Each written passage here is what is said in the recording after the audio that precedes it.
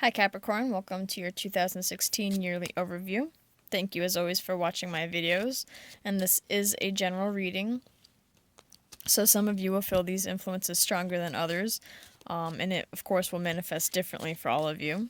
If you wanted something more specific to, what's going on with you, feel free to drop me an email at the email address down below. My private readings are much longer. I try to keep these free ones short because 5 minutes of video can easily take a half an hour to 45 minutes just to upload. That's another reason why I don't do all of my shuffling on camera because, 10 minutes of shuffling, well, that's easily an hour's worth of upload time just for the shuffling of the cards, and nobody really wants to watch someone shuffle for 10 minutes straight. But, again, so my private readings are longer, but they also start at only $15, so if it's something you'd like to try. If not, as always, I hope these general readings help you. I am using a different deck. It's just a regular playing deck that I've made into tarot cards. I figured it'd be something kind of nice to change it up for the yearly as opposed to the monthly. We do have the first, the second, the third, and the fourth quarters. So for January, February, and March, we have the Five of Cups and the Nine of Pentacles. Now, I don't really read, these cards too much in reverse or not, because, this card, you can't really tell which way it is unless you mark it, and I don't bother marking them. For the major arcana, you can tell because I write the names on the bottom, but, out of these cards, this is one of the only cards that I do look at. This and, the Ace of Hearts, because I find that those to be two kind of important cards to know whether or not they're upright or reverse. So with this one, I'd say it's in reverse, which is good, because if it were upright, it'd be kind of like despair or regret. But in reverse, it's seeing new opportunities, or seeing the opportunities that are there, or left over. And that's really good. That's a good thing to see. You don't want to dwell on this negative stuff. And with the Nine of Pentacles, a lot of people have been getting this card too. And that's all about financial abundance and your well-being and being financially stable, having lots of material goods, but being alone. So, this card can be kind of a lonely, sad card. You've got all of this, you have everything you need except someone in your life type of thing to share it with.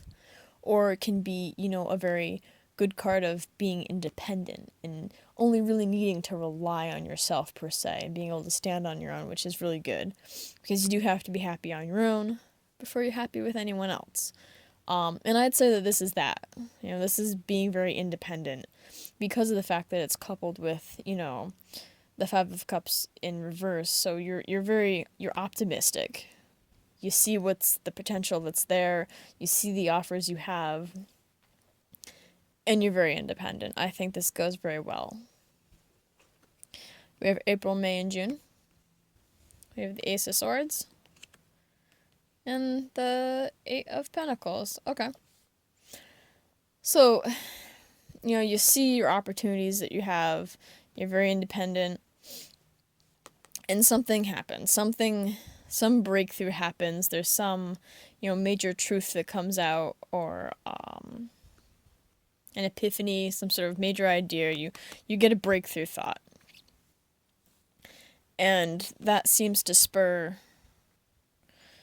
the Eight of Pentacles, which is, the Eight of Pentacles is about being very studious and very focused in on something, really, if you break it down.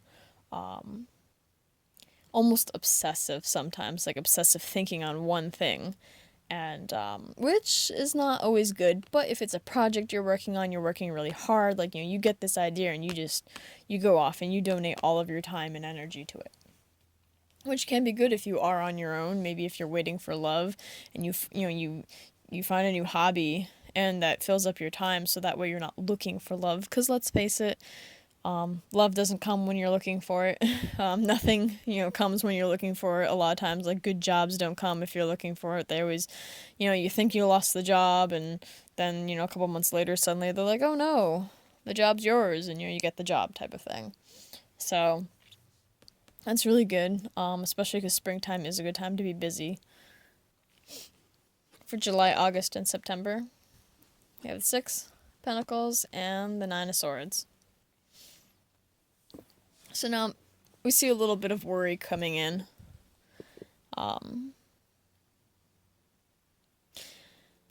I think, you saw opportunity and you were standing on your own, very independent. You had this great idea and you started working really hard on it. And the Six of Pentacles is all about, like, return.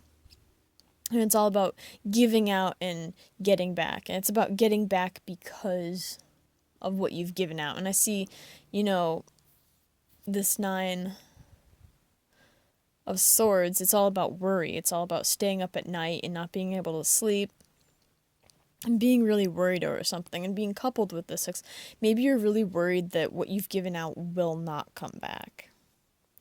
Because it's worry, it's next to the Six, but it's also touching, lined up with this Nine as well. So maybe, you're worried that you're not going to get what's coming back to you. You're not going to, because you've given out, but it's not coming back, you feel. And maybe you're worried you're going to be alone forever type of thing. Maybe, yeah. But I wouldn't worry. A lot of things do take a lot of time, and I find in general we're all just way too impatient. I know I am. For October, November, and December. Aha. Let's see. We do have the Wheel of Fortune, so like I said, don't worry. Wheel of Fortune, if you've been alone and you've been studious and trying to keep yourself busy, whether it's alone, working your job alone or what have you, maybe you don't have a lot of friends at the moment. I know when you go away to school or when you come back sometimes, with all the moving, you don't really have that many connections. So, but the Wheel of Fortune is here, and it's upright. So, this, of course, is just in your head. And as this card does say, if you give out, it will come back. May not come back tomorrow, may not come back how you expected.